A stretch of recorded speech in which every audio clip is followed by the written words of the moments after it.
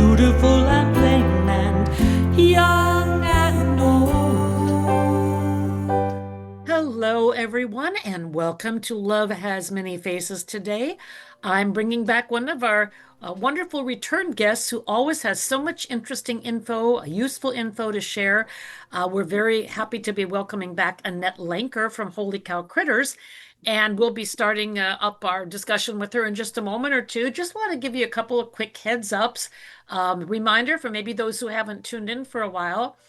We are podcasting now, so you can not only find our show on the air from 9 to 9:30, and that's Pacific time, Tuesday mornings. You can also find it on the website. You can stream it from the KKNW page, but you can now podcast. If you just type in Love Has Many Faces podcast, you will be taken to a copy of this podcast and of many of my podcasts. And if you get your podcast in a specific place, you can also type in Love Has Many Faces there, whether it's Apple or Spotify or whatever, and you should be able to find it there too. So just wanted to let you know we love for you to share info because we are all about raising awareness, touching hearts, and helping save the lives of animals. And when we do that, we're making their people's lives better too. So that's a whole lot of stuff, but just wanted to get that out up front. We're going to take a very short break and come back and talk with our guest, Annette Lanker from Holy Cow Critters. I'm Marilyn Milano, your host of Love Has Many Faces here on Alternative Talk 1150.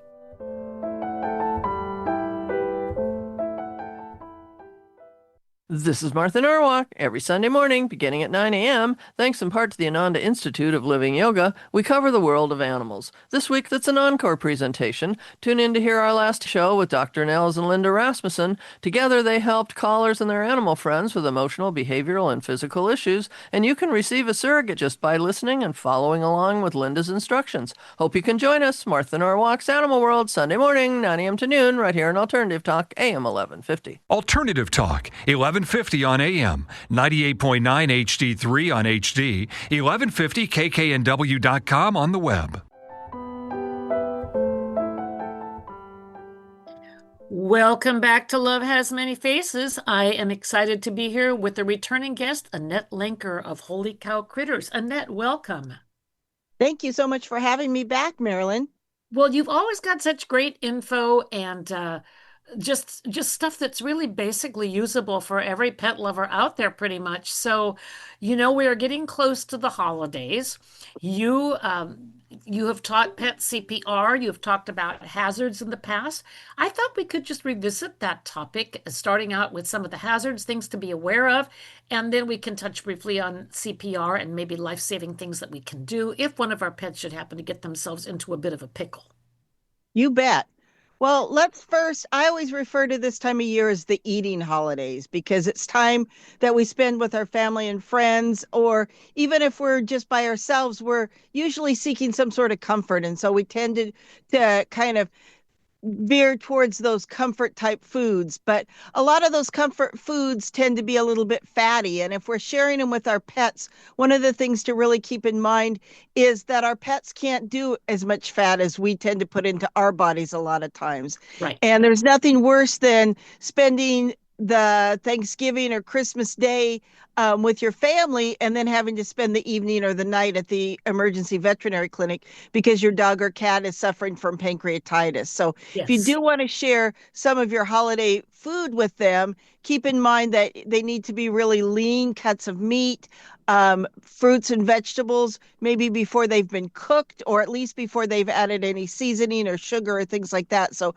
a scoop of those sweet potatoes set aside before you're adding the brown sugar and the cinnamon and things like that to it. Maybe the green beans before you add the mushroom soup. And of course, the lean white meat turkey breast without the skin attached to it would all be great, great little tidbits for your dogs and cats. Yes. And I'm one of these people that's kind of gone the opposite direction. I don't give my pets much of anything from the table. I might give them a little piece of a cracker. They have their own special treats and they have their own special food, but that comes from having gone through some really difficult digestive types of things with 4 or 5 of my pets. I was feeding them a good quality food. I wasn't giving them a lot of snacks, but after dealing with all that, I just got to the point where I thought, I'm going to just play it really safe. But you're again so right. Some people think they're doing their pets a favor by giving them, juicy turkey, crispy skin or something. And it, Exactly, exactly. And I agree with you. It's preferable to just give them specific treats that are made for dogs and cats that are low in calories, low in fat, low in carbs, and things like that. But this time of year, a lot of times you may not realize that one of the kids or one of the relatives is sneaking something under the table to the pets, and so it's always a good idea. I always say grace and then just kind of reiterate the rules as far as not feeding the pets from the table. And I always recommend that people consider not feeding their pets breakfast the day of the big feast, and that they wait and fill some puzzle toys with some special treats and their breakfast, and then move them into another room.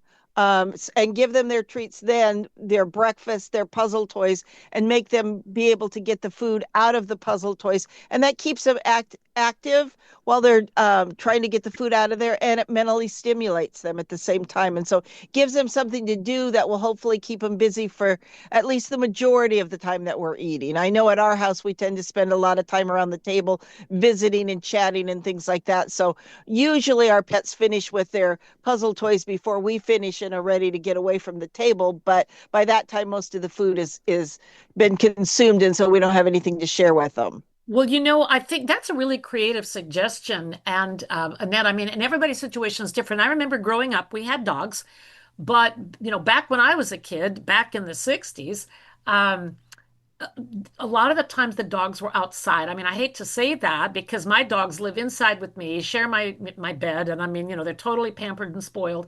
But back in those days, they were outside more, so we never really had an issue with what to feed our pets. They got their dog food, and then later when we had our second dog after our first one lived a pretty good long life and passed away, he was inside a little bit, but he still had his own area outside. Well, when I got my first dogs, I was living in an apartment just after college. And so, of course, my dogs were indoors. And I mean, some are beggars and some aren't. I am really proud to say that my two Cocker Spaniels, and Cockers are notorious food hounds, but they rarely beg for food. And if they do, also sometimes the thing you can do is keep a little bit of their treats at the table with you. So if they're wanting you to pay attention from the table, you can reach down and give them one of their pumpkin treats or whatever it is that you have for them. And and they're still feeling happy and satisfied, like you're paying attention, but you're not running the risk. And again, also, some animals have much tougher stomachs than others. We don't want to take that chance and find out that our animal has a sensitive tummy. And as you said, spend the evening in the ER, which is not only expensive, but very upsetting and scary, if our dog or cat has something wrong with them. And so I like your idea of having creative options, especially when there are big families and maybe a long time at the table. So thank you for sharing that. That's a good thought to keep in mind. One of the fun things that I like to share with people is that there are puzzle toys available for cats also, but a real simple, easy one that most all of us have access to at some point in time is paper towel and toilet paper tubes. Take those after they're empty, poke some holes in it, some bigger ones so that the kibble or the treats will fall out of them, and some small ones just to get the smell of whatever's inside in there. And then just literally bend the openings close like you would a party snapper, and then hide those around the house. If you're a multi-pet household like we are, we put the cat toys up onto the cat puzzle toys up onto the cat trees in some of the little hidey holes that we have in the cat trees for them so that the dogs don't get a hold of them. But that gives the cats a chance to have a puzzle toy type thing also. That's great. Yes, and I have not had cats, but I have friends that do. And what's the old saying? Some of my best friends have cats. But that's a great thought too. And of course, when you have a cat, they can get up there. The nice thing about my dogs is that they can't get up on the counters. But boy, you've got to be careful if you have a kitty cat because they can get up and get things too. So that's another thing to keep in mind. Even if you're putting the food out of the way, if you've got a kitty cat, um, think about where you can put things that they can't get to them if it's not good for them. Exactly. And then one of the other things that people like to do this time of year is have candles or even mulled spices on the stove, or maybe some sort of a wax melter or something like that. And it's important to make sure that these are located in an area where your pets can't get to them. I know cats can get a lot of places, like you were just saying, and they get infatuated by the flickering of a candle flame if you're using real candles. And a lot of people like to this time of year. They save them for a special occasion. But even just the wax melts, a lot of times cats will notice bat at it a little bit, get that wax moving around a little bit just because it's liquefied, or they're enchanted by the smell, and they're trying to figure out what this is because it's not usually going on. And so they may stick their nose or their whiskers or their paws in it, and they may even knock it down, and then the dogs get into it also. And so Yeah. it's important to keep those things up high away from it. And then also keep in mind, another thing is, a lot of people will, if they're not using candles or the wax melts, they'll diffuse essential oils. And it's super important to make sure that if you are using essential oils, number one, make sure that they're appropriate for the pets.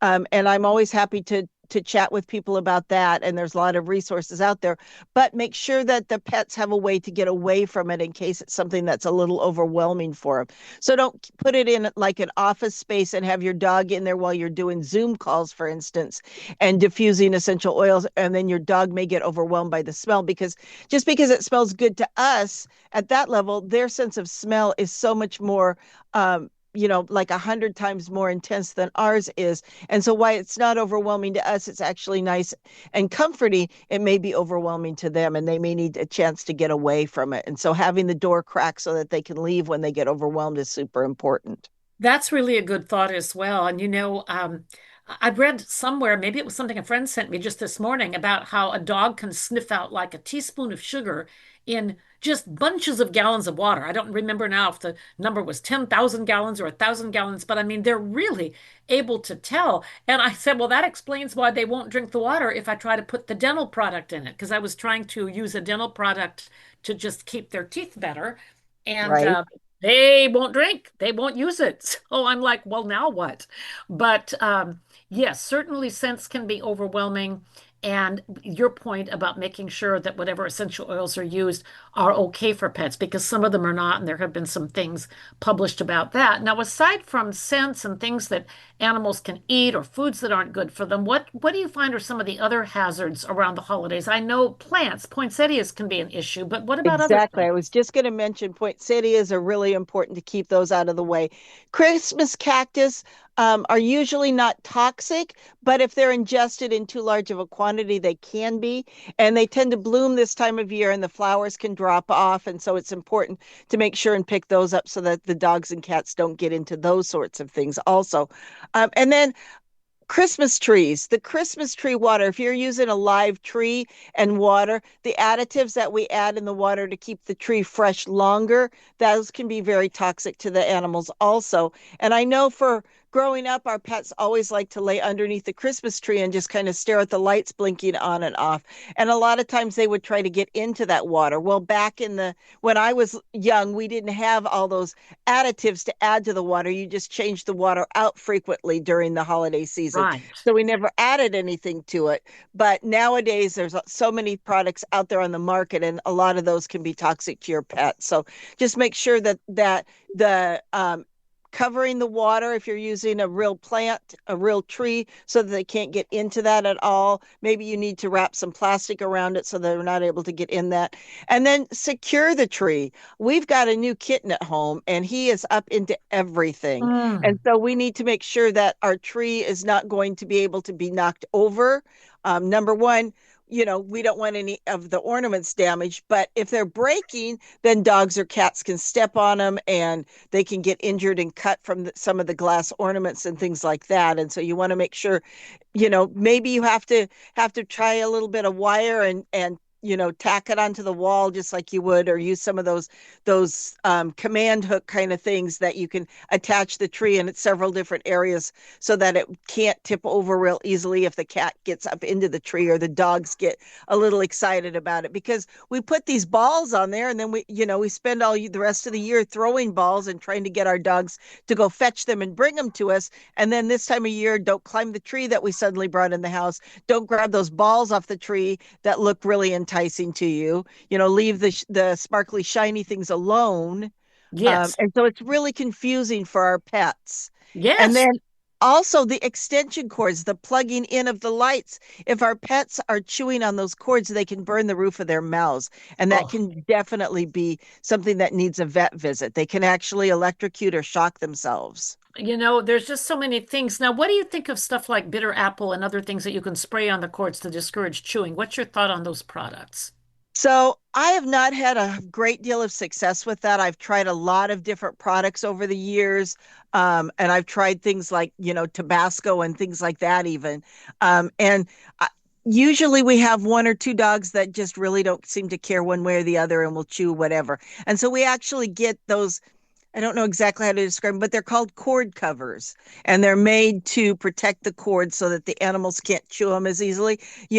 They can chew on the plastics around the cord, that's protecting it, but they can't get to the cord itself. And they come in a lot of different colors and sizes and things like that. I know sometimes you can put two or three cords through them.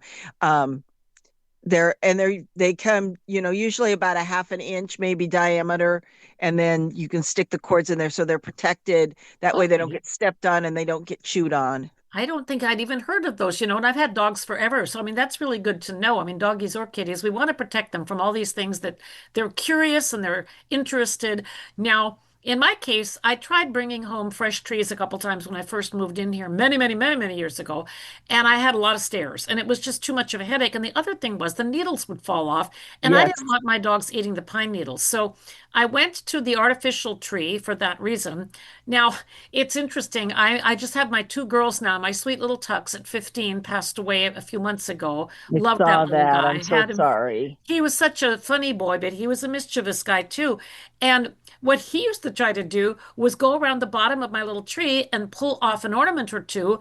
And a couple of times years ago, he even crunched on a couple of those little tiny miniature lights. And I'm like, how is he still here after doing that?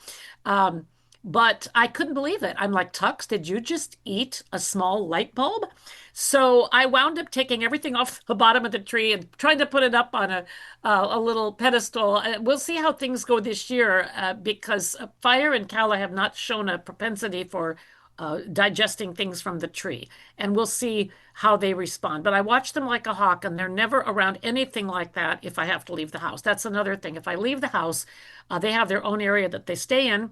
And that's another good thing. If you're worried about holiday stuff, if you're worried about the tree getting knocked over, landing on your kitty or puppy, ornaments being eaten, poinsettia leaves falling off, you can secure your pets in a safe area where there's nothing they can really get into. And if you've got a curious cat or dog, I would think that would help as well. Oh, definitely. And the other thing to think about too is if you can't secure your animals for some reason in a separate area, why don't you secure the tree? Put a baby gates around the base of the tree so that they can't get right up next to it. Hmm. In a playpen or something like that, or an X pen. And that way people you can still see the tree, and you can move that aside for pictures, or, when you're getting to presents and things like that. But it keeps them away from it as much as possible, because they can have blockages and things like that if they're chewing on the ornaments, or Oh, heaven yeah. forbid lights and things like that. Oh, So, yes. and Oh, yes. they can get into everything. Oh, yes. And it's like I always feel like I'm the quintessential helicopter parent with my animals. I just love them so much. I want to protect them from everything.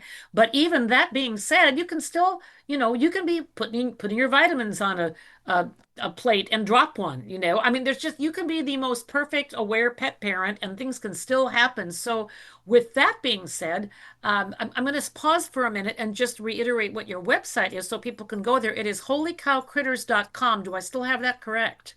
Yes, you do. Okay, holycowcritters.com, just like it sounds. And Annette has done classes and teaching on pet CPR, on helping save your animals if they get into something. I have heard it said that having the Poison Control Center number very handy is also a good thing because you can get advice to find out what you need to do if time is of the essence. So yes, so the pet poison hot control number is the one that you want to have on hand for your pets because people react to medications and different types of toxins differently than our pets do. But Yes, people do need to bear in mind that there is a charge for using the pet poison hotline. You yes. want to have your credit card available and you want to have pen and paper there because they will give you a case number. And if it turns out that you have to take your animals to the vet, taking that case number and giving it to the vet, either a regular vet or emergency vet, then they can call back and you won't be charged again. It'll all be on one case number, so to speak. That's really good to know. Again, there's so many things to be aware of, and not everybody is aware of it. I mean, we're all kind of running to and fro so much of the time, and there's so much going on, and this is a crazy time of year anyway. And so things like that, having that number near your phone, realizing you need to have your credit card or debit card handy. And of course, yes, animals and people react differently. Dogs can die from chocolate or grapes. Humans certainly can't. I've read also, I'm not going to say I'm 100% sure on this, but I've read that, sheep can safely eat arsenic. Well, we certainly can't. And so again, yes, just because it's okay for you does not mean it's okay for your pet. And having that number to call is great. And again, if you go to Annette's website, holycowcritters.com, there's info there. You can reach out to her. Now, we also we're going to talk briefly about picky eaters and options for picky eaters. I know you work with a certain line of pet foods. Yes, I work with a company called Pawtree, and we are a holistic pet nutrition company. I like to say we're a health and wellness company for your pets. People are so into health and wellness for themselves, but people don't always think about providing the same sort of services for their pets as far as different types of vitamins, collagen, just having the right amount of protein, not too many carbs and not too much fat and things like that. But there's a lot of things to keep in mind. We mentioned earlier about dogs' sense of smell and how acute and intense that can be.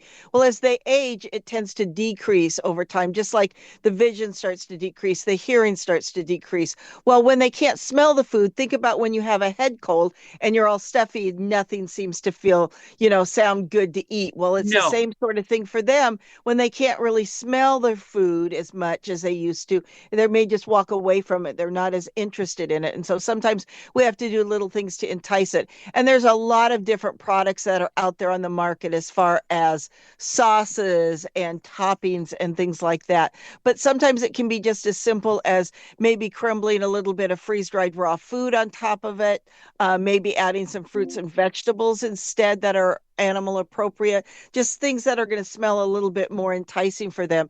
And one of the things that's super healthy for them is bone broth. And I'm not talking about a can of chicken broth like we're going to have for Thanksgiving dinner to add to our gravy or our turkey or that sort of thing, because there's a lot of sodium in that. But this is actually bones that have been slow cooked over time so that all the nutrients from the bone marrow are there. And it's an excellent source of collagen and both vitamins and minerals for our pets, and it's great for dogs and cats. You can make your own. There's a lot of them that are available commercially, both a liquid form as well as a powder form. So whatever, works best for your lifestyle. We like the powdered form here. We can just sprinkle the powder dry on top of their food, or we can reconstitute it with either warm water or goat's milk, whatever they seem to like at the time. And so a lot of times with the cats, we'll do just a little bit of goat's milk because they like kind of the creamy thing. Right. But sometimes we'll just sprinkle it on top. It's just good to know. I mean, and again, having had Cocker Spaniels for many years, they're always really into their food. I mean, unless they're not feeling well. And so I really don't have to tempt them too much. But I found a great little product when I was at a little pet expo fundraiser thing here in Seattle. It's just a small group that was a nonprofit.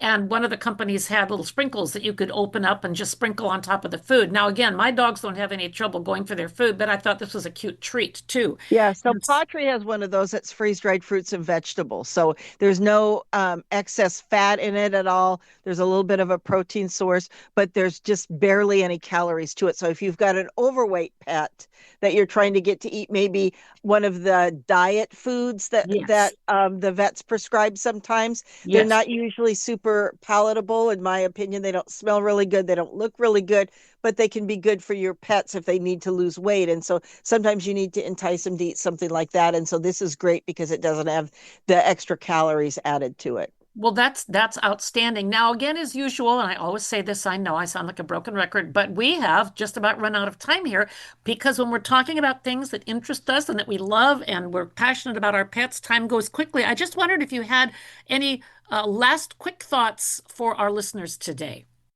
So don't use ribbons on your packages when you put them under the tree. If you want to add bows and ribbons right before they're opened up, great. But don't leave ribbons and bows on there because they can be a choking hazard for the dogs and cats.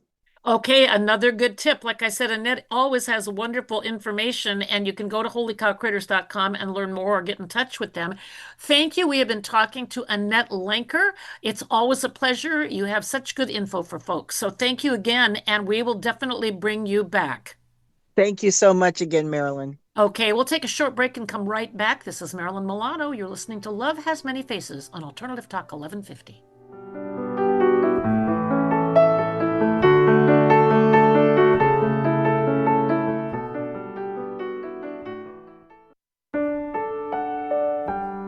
Hi, this is Marilyn Milano, your host of Love Has Many Faces.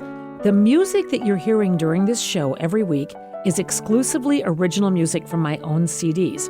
If you're enjoying it and would like to order a copy of one of my 2 CDs for yourself or as a gift, just go to marilynmilano.net and you can order directly from the website. I give a portion of every sale back to Animal Rescue because that's part of the whole cause. Thank you for listening and thanks for your support.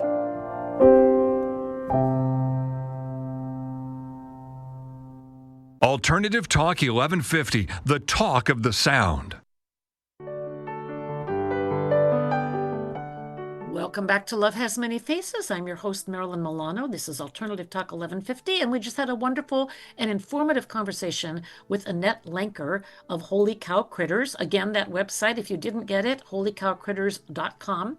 Lots of great info on food, on pet hazards, plants, just different things to be aware of, and especially during this holiday season, because we all get busy. There's lots of stuff around, and we want to keep our beloved pets safe and hopefully avoid vet visits during this time, unless they're just the routine kind.